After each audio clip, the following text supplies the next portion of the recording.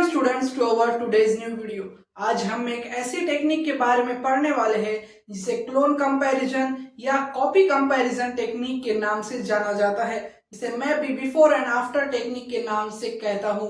मैं बात कर रहा हूँ रेप्लिका प्लेट टेक्निक के बारे में, जिसके नाम में ही इसका पूरा मीनिंग छुपा है स्टूडेंट्स। रेप्लिका प्लेट टेक्निक यानी यहाँ पर मास्टर प्लेट का एक रेप्लिका बनाया जाता है और फिर उसे हमें जो भी क्लोन को डिटेक्ट करना है उसके मीडियम पर इनोकुलेट किया जाता है।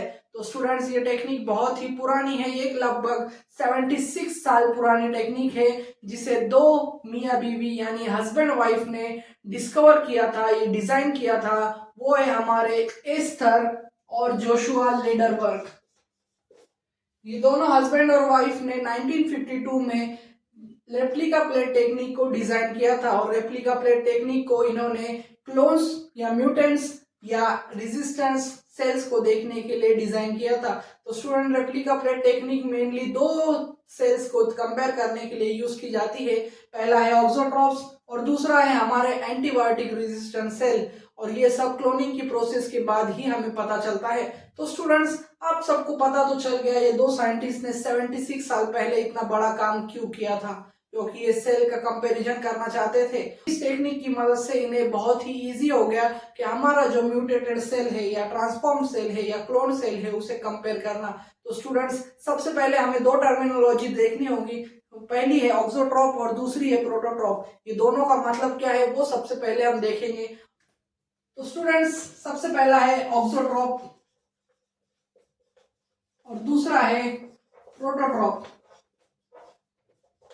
तो स्टूडेंट प्रोटोट्रॉप ये वाइल्ड टाइप सेल होते हैं जिसे कोई भी मीडियम नहीं चाहिए होता, ये अपने आप ही अमीनो एसिड का सिंथेसिस कर सकते हैं।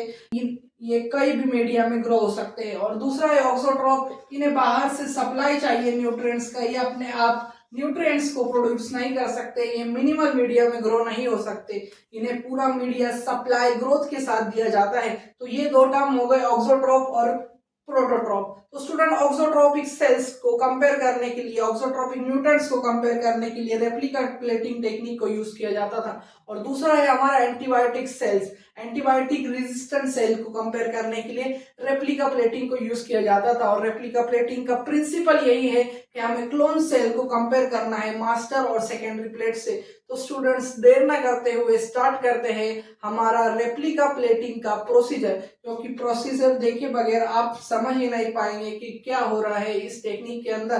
तो रेप्लिका प्लेटिंग टेक्निक के अंदर हम सबसे पहले एक मास्टर प्लेट लेते हैं। मास्टर प्लेट्स के अंदर हमारी दोनों कॉलोनीज होती है। जैसे कि हमने मान लिया हमें एम्पीसिलिन सेंसिटिव और एम्पीसिलिन रेजिस्टेंट सेल को देखना है, पर नॉर्मल मीडिया पर दोनों सेल प्रेजेंट है, एक पूरी हमारी पॉपुलेशन ऑफ सेल्स प्रेजेंट है, तो हमें इन दोनों को कंपेयर करना है। तो सबसे पहले हम क्या करेंगे, दो मीडिया प्रिपेयर करेंगे। एक में जिसके अंदर एम्पीसिलिन नहीं होगी वो मीडिया लैक करेगा एम्पीसिलिन को, और दूसरा मीडिया कंटेन करेगा एम्पीसिलिन, और ये दो मीडिया लेंगे। इन दो मीडिया बनने के बाद हमारा प्रोसीजर होगा कि हम एक वेलवेट क्लॉथ लेंगे, यानी वुडन ब्लॉक को वेलवेट के कपड़े से कवर कर लेंगे। और वेलवेट का क्लॉथ ही क्यों लिया, दूसरा मुस्लिम क्लॉथ क्यों नहीं लिया, बटर पेपर क्यों नहीं यूज किया उस वक्त लीडरबर्ग ने, क्योंकि स्टूडेंट्स वेलवेट क्लॉथ के ऊपर एक माइन्यूट थ्रेड्स होते हैं, ऐसे माइन्यूट थ्रेड्स होते हैं वेलवेट क्लॉथ के ऊपर। और ये जो थ्रेड्स होते हैं स्टूडेंट्स, ये as a inoculating needle act करते हैं,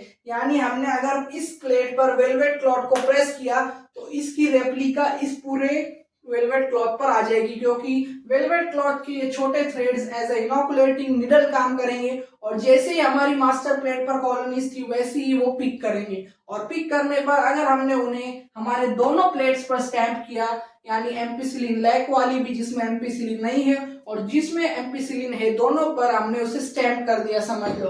और स्टैम्प करने के बाद हम उसे इंक्यूबेट करेंगे, और इंक्यूबेशन के बाद हमें हमारे रिजल्ट मिलेंगे। इसे रेप्लिका प्लेटिंग टेक्निक क्यों कहते हैं आप जान ही गए होंगे, क्योंकि मास्टर प्लेट के स्टैम्प से यानी इस वेलवेट क्लॉथ की मदद से हमने एक रेप्लिका बना लिया है, और इस को हमने हमारे मीडिया कंटेनिंग प्लेट पर स्टैम्प कर दिया है। इंक्यूबेशन के बाद हमें दो प्लेट्स मिलेंगी जो हमारी मीडिया कंटेनिंग है, एक एम्पीसिलिन कंटेनिंग और दूसरी एम्पीसिलिन नहीं है दूसरे में। तो स्टूडेंट्स जिसमें एम्पीसिलिन है वो उसके अंदर वही सेल ग्रो होंगे, वही क्लोन्स ग्रो होंगे जो एम्पीसिलिन रेजिस्टेंट जीन को कैरी करते हैं।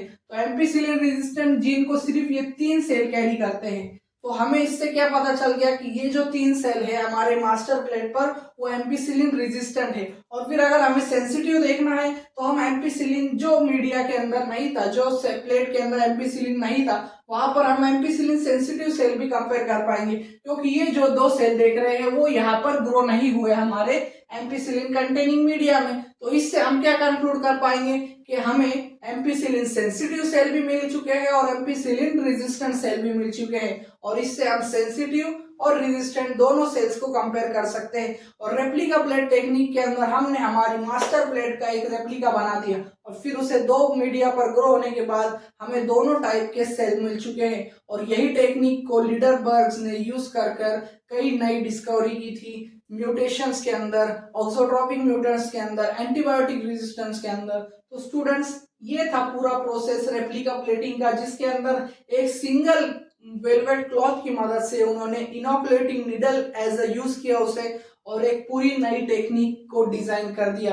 तो स्टूडेंट्स, मुझे उम्मीद है कि आपका कंसेप्ट ऑक्सोट्रॉप, प्रोटोट्रॉप, एंटीबायोटिक रेजिस्टेंस और रेप्लिका प्लेटिंग का पूरा प्रोसेस आपके दिमाग में छप गया होगा। जैसे रेप्लिका प्लेटिंग में ये स्टैम्प हो जाता है अपनी मीडिया पर। तो स्टूडेंट्स, रेप्लिका प्लेटिंग को मैं फोटोग्राफिक कंपैरिजन टेक्निक भी कहता हूँ, क्योंकि इसमें हम बिफोर और आफ्टर को कंपेयर करते हैं, यानी पहले की फिगर में क्या था और दूसरी में क्या चेंज आया है। हम कई पजल सॉल्व करते हैं जिसे हम बिफोर आफ्टर कंपेयर करते हैं, और उसी तरह से रेप्लिका प्लेटिंग को बिफोर एंड आफ्टर टेक्निक भी मैं कहता हूँ।